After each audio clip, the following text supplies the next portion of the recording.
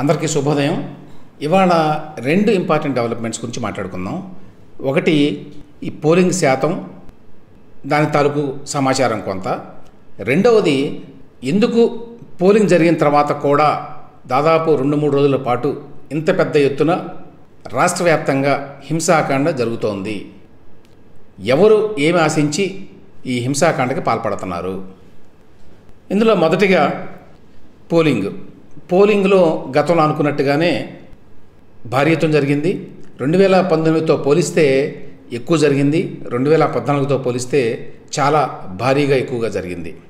తాజా లెక్కల ప్రకారం ఎన్నికల సంఘం వారు చెప్పినటువంటి ఫిగర్స్ ఏంటంటే అన్నీ కలుపుకొని, అంటే పోస్టల్ బ్యాలెట్, హోమ్ ఓటింగ్ ఇట్లాంటివన్నీ కలుపుకొని 81.86% అని చెప్పారు. ఇది గతంలో ఉమ్మడి రాష్ట్రంగా ఉన్నప్పుడు కానివ్వండి, ఆ తర్వాత విభజిత ఆంధ్రప్రదేశ్లో కానివ్వండి, ఈ స్థాయిలో ఎప్పుడూ కూడా పోలింగ్ జరగలేదు. దానికి ఒక కారణం ఏంటంటే పోటాపోటీగా ఎన్నికలు జరగడం అనుకోండి. అధికారంలో ఉన్న పార్టీ ఎట్టి పరిస్థితుల్లో మళ్ళీ అధికారాన్ని చేజిక్కించుకోవాలని, అట్లాగే ప్రతిపక్ష కూటమి ఎట్టి పరిస్థితుల్లో ఈసారి అధికారంలోకి రావాలని చేసిన పోరు వల్ల మొత్తం రాష్ట్రం అంతా కూడా 2 వర్గాలుగా చీలినందువల్ల ఇంత పెద్ద ఎత్తున పోలింగ్ నమోదైంది. ఈ పోలరైజేషన్ మూలంగా ప్రధానంగా ఇంత పెద్ద ఎత్తున జనం ఓట్లు వేశారు అని చెప్పి అనుకుంటున్నాను నేను. 2014తో పోలిస్తే 3.45% ఎక్కువ పోలింగ్ జరిగింది ఇప్పుడు. అదే 2019తో పోలిస్తే 2.09% ఎక్కువ జరిగింది. పక్కనే ఉన్న తెలంగాణ చూస్తే మీకు 65% కంటే ఎక్కువ లేదండి. దాన్ని బట్టి ఏ స్థాయిలో ఎంత ఎక్కువగా జరిగిందో చూడవచ్చు. అంటే దాదాపు 16-17% ఎక్కువ జరిగింది ఆంధ్రప్రదేశ్లో. అది ఒక రకంగా మంచి పరిణామం. ఎక్కువ మంది ఈ ప్రజాస్వామ్య ప్రక్రియలో, ఎన్నికల్లో పాల్గొన్నారు అని చెప్పి మనకు అర్థమవుతుంది. నేను ఇంతకుముందు చెప్పినట్టు ఈ పోస్టల్ బ్యాలెట్లకు సంబంధించి 2019తో కంపేర్ చేస్తే ఇప్పుడు 1.82 లక్షల ఎక్కువ పోస్టల్ ఓట్లు మనకి నమోదైనాయి. 2019 ఎన్నికల్లో మొత్తం 2,62,379 ఓట్లు పోలైనాయట. పోస్టల్ ఓట్లు అంటే ప్రభుత్వ ఉద్యోగుల ఓట్లు, ఎవరైతే ఎన్నికల విధుల్లో ఉంటారో వాళ్ళ ఓట్లు. అదే ఈసారి 4,44,218 మంది వాళ్ళ ఓటు హక్కు పోస్టల్ బ్యాలెట్ ద్వారా ఉపయోగించుకున్నారు. సో ఇంత భారీగా పెరిగిందంటే ఉద్యోగులు చాలా భారీ ఎత్తున ఉపయోగించుకున్నారు తమ ఓటు హక్కుని. ఉద్యోగులు అధికార పార్టీకి కొంత వ్యతిరేకంగా ఉన్నారు కాబట్టి చాలా కాలంగా ఈ ఓటులో సింహభాగం కూటమికే వచ్చింది అనేది ఒక అంచనా. ఇది కాకుండా ఒక ఇంపార్టెంట్ ఫిగర్ ఏంటంటే మొత్తం మెన్ అండ్ ఉమెన్, పురుషులు మహిళలు ఎవరు ఎంతమంది ఓట్లు వేశారు అనేది. అది కనుక చూస్తే 1,64,00,000 మంది పురుషులు ఓట్లు వేస్తే 1,69,00,000 మంది మహిళలు ఓటేశారండి. అంటే దాదాపు 5 లక్షల మంది ఆడవాళ్ళు అదనంగా ఓటేశారన్నమాట, మగవాళ్ళ కంటే ఎక్కువగా. గతంలో కూడా ఒకసారి చూస్తే 2019లో కూడా జరిగింది. అయితే 2019లో 2,40,000 మందే ఆడవాళ్ళు ఎక్కువ ఓటేశారు మగవాళ్ళ కంటే. కానీ ఆ నంబర్ ఈసారి దాదాపుగా డబుల్ అయింది. మరి డబుల్ అయిందంటే దీని యొక్క ప్రభావం ఎవరి మీద పడుతుంది? ఎక్కువ మంది ఆడవాళ్ళు ఎవరికి వేశారు? వైసీపీ వాళ్ళు చెప్పేది ఏమిటంటే ఆడవాళ్ళు ఎక్కువ మంది వేశారు మాకు అని చెప్తున్నారు వాళ్ళు. అది ఎంతవరకు వాస్తవమో తెలియదు. ఇక అది కాకుండా ఓవరాల్గా మీరు జిల్లాల్లో ఓటింగ్ శాతం అది చూస్తే పట్టణ ప్రాంతాల్లో ఎక్కువ జరిగిందండి. సో అది ఒక ఆసక్తికరమైన అంశం. పట్టణ ప్రాంతాల్లో ఎక్కువ ఓటింగ్ జరిగింది అంటే అర్థం ఏంటంటే అధికార పార్టీకి బహుశా వ్యతిరేకంగా వాళ్ళు ఓట్లు వేసి ఉంటారు అని. ఎందుకంటే ఆంధ్రప్రదేశ్లో ఇప్పుడున్న పరిస్థితుల్లో ఎక్కువ మంది చెప్పేది ఏమిటంటే పట్టణ ప్రాంతాల్లో ఓటర్లు అధికార వైసీపీ పార్టీతో విసిగిపోయి ఉన్నారు, వాళ్ళు తీవ్రమైన వ్యతిరేకత ఉన్నారు అనేక కారణాల వల్ల. అందులో ఎస్పెషల్లీ ఆర్థిక అభివృద్ధి లేకపోవడం, పరిశ్రమ లేకపోవడం, ఉపాధి లేకపోవడం ఇట్లాంటివి. జగన్మోహన్ రెడ్డి గారి ప్రభుత్వం పూర్తిగా సంక్షేమం మీద దృష్టి పెట్టడం అనేది. అదే టైంలో రూరల్ ఏరియాస్లో, పల్లెటూళ్ళల్లో ఎక్కువ వైసీపీకి మద్దతు ఉన్నది అనేది ఒక అంచనా. సో ఆ రకంగా చూసినప్పుడు చాలా నియోజకవర్గాల్లో ఎక్కడైతే పట్టణ ప్రాంతాల్లో ఉన్నాయో నియోజకవర్గాలు, అక్కడ ఎక్కువ ఓటింగ్ జరిగింది అంటే అది కూటమికి లాభించేటువంటి అవకాశం ఉంది అనేది ఒకటి. తర్వాత దాదాపు 119 నియోజకవర్గాల్లో 80% పైగా జరిగింది ఓటింగ్ అని చెప్తున్నారు. అంటే ఈ 119 నియోజకవర్గాల్లో కూడా ఓటింగ్ ఎక్కువ శాతం జరిగింది అంటే ఎంతో కొంత ప్రభుత్వ వ్యతిరేక ఓటు ఎక్కువగా ఉండేటువంటి అవకాశం ఉంటుంది అనేది మరొక అంచనా. ఇవన్నీ అంచనాలే, చివరికి ఏమవుతుందనేది తెలియదు. సో ఇక పోలింగ్ పర్సంటేజ్లన్నీ పక్కన పెడితే చాలా పెద్ద డెవలప్మెంట్ నిన్న జరిగింది ఏమిటంటే చీఫ్ సెక్రటరీ జవహర్ రెడ్డి గారిని, డీజీపీగా ఉన్నటువంటి హరీష్ కుమార్ గుప్తా గారిని వాళ్ళిద్దరినీ కూడా ఎన్నికల సంఘం పిలిపించింది. అది మామూలు డెవలప్మెంట్ కాదండి. స్వయంగా మీరే వచ్చి ఎక్స్ప్లెయిన్ చేయండి అని చెప్పి ఎన్నికల సంఘం సిఎస్కి, డీజీపీకి ఇద్దరు ఉన్నతాధికారులకి ఆదేశాలు ఇవ్వటం అనేది చాలా అరుదుగా జరుగుతుంది. ఎందుకంటే రాష్ట్రంలో హింసాకాండ ఆ స్థాయిలో జరిగింది. అది ఎన్నికల తర్వాత జరిగింది. ఎన్నికల తర్వాత 3 రోజులైన 13వ తేదీ ఎన్నికలు జరిగితే మరి 16వ తేదీకి వచ్చాం. 15వ తేదీన పెద్ద ఎత్తున జరిగినాయి, 14వ తేదీన కూడా జరిగినాయి. ఎందుకు జరిగినాయి ఈ స్థాయిలో? కారణం ఏంటి? ఎందుకు ముందే పసిగట్టలేకపోయారు ఇంత హింస జరుగుతుందని? ఎందుకు అరికట్టలేకపోయారు అని చెప్పి ఢిల్లీ వచ్చి మరీ మీరు వివరణ ఇవ్వండి అని చెప్పి ఎన్నికల సంఘం ఆదేశించిందంటే ఎన్నికల సంఘం కూడా చాలా సీరియస్గా తీసుకుంటున్నారు అని. నిన్న చాలా పెద్ద ఎత్తున వైలెన్స్ జరిగిందండి రాష్ట్ర వ్యాప్తంగా. ముఖ్యంగా తాడిపత్రి, మాచర్ల, చంద్రగిరి, నసరాపేటలో ఈ 4 ప్రాంతాల్లో ఎక్కువ జరిగింది. వీటిల్లో చాలా చోట్ల పోలీసుల వైఫల్యం స్పష్టంగా కనిపిస్తుంది. ఏ కారణం చేత పోలీసులు మరి నిర్లక్ష్యమా, చేతగానితనమా, లేదు అధికార పార్టీకి అనుకూలంగా ఉండటం వల్ల జరిగిందా అనే విషయం ఇప్పుడు ఎన్నికల సంఘం వాళ్ళు తేలుస్తారనుకోండి. కానీ ఈ 4 చోట్ల కంప్లీట్గా failure of law and order ఉంది. ఎందుకంటే పట్టపగలే అక్కడ హింసాకాండ జరిగింది. అనేక మంది మరి గాయాలకు గురయ్యారు. చాలా ఆస్తి నష్టం కూడా చేశారు. ఇష్టారాజ్యంగా దాడులు చేసిన దృశ్యాలన్నీ సీసీటీవీలో కూడా నమోదైనవి. ఇన్ని జరుగుతున్నా ఎందుకు చేశారు అనేది ఒక ఇష్యూ. ఈ 4 ప్రాంతాల్లో ఉన్న ఎస్పీఎల్ని బహుశా వాళ్ళ మీద ఈసీ చర్యలు తీసుకుంటుంది అనేది కూడా భావన ఉంది. అయితే ఇక్కడ అసలు ఎందుకు ఇంత తీవ్రంగా హింసాకాండ చెలరేగింది? ఎన్నికలు అయిన తర్వాత ఏ ప్రయోజనాన్ని ఆశించి జరిగింది? ఎవరు చేశారు అంటే సహజంగానే మన పత్రికలని చూస్తే, టీవీలని చూస్తే 2 వెర్షన్స్ ఉంటాయి. ఒకటి అధికార పార్టీ వాళ్ళే చేశారు అని పెద్ద ఎత్తున ఈనాడులో, ఆంధ్రజ్యోతిలో వచ్చింది.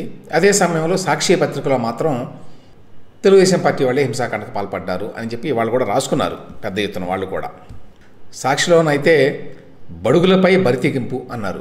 బడుగులేమిటో తెలియదు. హింసాకాండలో పాల్గొనేవాళ్ళండి, అటు కానీ ఇటు కానీ 2 వర్గాల వాళ్ళు కూడా, వాళ్ళంతా కూడా మధ్యతరగతి కంటే దిగువ మధ్యతరగతి వ్యక్తులు ఉంటారు ఎక్కువ మంది. ఎందుకంటే మధ్యతరగతి వ్యక్తులు కూడా ఎవరు హింసాకాండలో పాల్గొనరు, కేసులు పెట్టించుకోవడానికి ఇష్టపడరు, కత్తులు కటార్లు పట్టుకొని తిరగరు, స్వైర వ్యవహారం చేయరు బజార్లలో. ఈ చేసేవాళ్ళంతా ఎక్కువ మంది రౌడీలు, లుంపెన్ ఎలిమెంట్స్ అంటారు, అటువంటి వాళ్ళు. అది 2 పార్టీల్లోనూ ఉంటారనుకోండి. దానిని బడుగులపై బరితెగింపు అని రాస్తాడు. దాన్ని బట్టే వీళ్ళు చెప్పే దాంట్లో వాస్తవాలు ఉండవని ముందే అర్థమైపోతుంది. బడుగులపై బరితెగింపు ఏంటి? 2 వర్గాలు ఉంటాయి. ఎవరు బడుగులు, ఎవరు అక్కడ పెత్తందారులు? ఆల్రెడీ ఎమ్మెల్యేగా ఉన్న వ్యక్తి పెత్తందారా? ఆల్రెడీ పోలీసుల మీద పెత్తనం చేసే వ్యక్తి పెత్తందారా? లేకపోతే ప్రతిపక్షాల్లో ఉండేవాళ్ళు పెత్తందారులు అవుతారా అనేది ఒకటి. సాక్షి పత్రికను చూశానండి నేనంతా డీటెయిల్డ్గా. వాళ్ళ వెర్షన్ కూడా తెలియాలి కదా మనకి, అధికార పార్టీ అయినప్పటికీ కూడా. వాళ్ళు ఏం చెప్తారంటే వైఎస్ఆర్సీపీ అనుకూల వర్గాలే టార్గెట్, మహిళలపై పచ్చమొక్కల దాష్టీకాలు అని చెప్పి ఏం రాశారు. లోపల హెడ్లైన్స్ బాగానే ఉన్నాయి, లోపల ఏమున్నాయంటే ఏమీ లేవు ఇన్సిడెంట్స్. ఒక ఇన్సిడెంట్స్ గురించి రాయాలి కదా. ఎక్కడో నర్సీపట్నంలో ఒక మహిళ మీద దాడి జరిగింది, అక్కడెక్కడో కృష్ణా జిల్లాలో ఒక ఇంకో మహిళ మీద దాడి జరిగింది అనే దాన్నే పలు రకాలుగా రాశారు చాలా చోట్ల. అదే ఇంక అంతకుమించి ఇన్సిడెంట్స్ ఏమి రాయలా వాళ్ళ వైపు నుంచి. వేరేయాజ్ నిజంగా నిన్న స్టేట్లో జరిగినవి అందరికీ తెలుసు. పులివర్తి నాని మీద ఆయన స్ట్రాంగ్ రూము, ఈ ఈవీఎంలని భద్రపరిచేటువంటి రూమ్ ఏదైతే ఉందో పద్మావతి యూనివర్సిటీలో, అక్కడికి వెళితే భారీ ఎత్తున దాడి చేశారు. వాటి యొక్క విజువల్స్ కూడా ఉన్నాయి, స్పష్టంగా కనిపిస్తుంది. ఇక యాక్చువల్గా పులివర్తి నాని సెక్యూరిటీ గార్డు మీద అయితే అటాక్ చేశారు. ఆయన చివరికి తుపాకీ కూడా తీయాల్సి వచ్చింది, తీసి బెదిరించి బయటపడాల్సి వచ్చింది. పల్నాడులో కూడా అంతే. పల్నాడులో పెద్ద ఎత్తున హింస జరిగింది. ఆ హింస చేయగల వ్యక్తులు ఎవరు? అక్కడ అధికారంలో ఉన్నది పిన్నెల్లి రామకృష్ణారెడ్డి వాళ్ళ సోదరులు. వాళ్ళు అక్కడ పోలీసులు కూడా నిమ్మకు నీరెత్తినట్టుగా ఉన్నారని అన్ని రిపోర్ట్లు చెప్తున్నాయి. మీరు ఇతర పత్రికలు చూసినా కూడా, ప్రజాశక్తి లాంటి పత్రికలు చూసినా కూడా అర్థమయ్యేది ఏంటంటే ఇక్కడ జరిగిన ఎక్కువ సంఘటనలన్నీ కూడా. ఇక తాడిపత్రిలో జేసీ మీదనే జరిగింది, వాళ్ళ ఇంటి మీద జరిగింది. అతను వచ్చి హైదరాబాద్లో హాస్పిటల్లో కూడా జాయిన్ అయ్యాడు.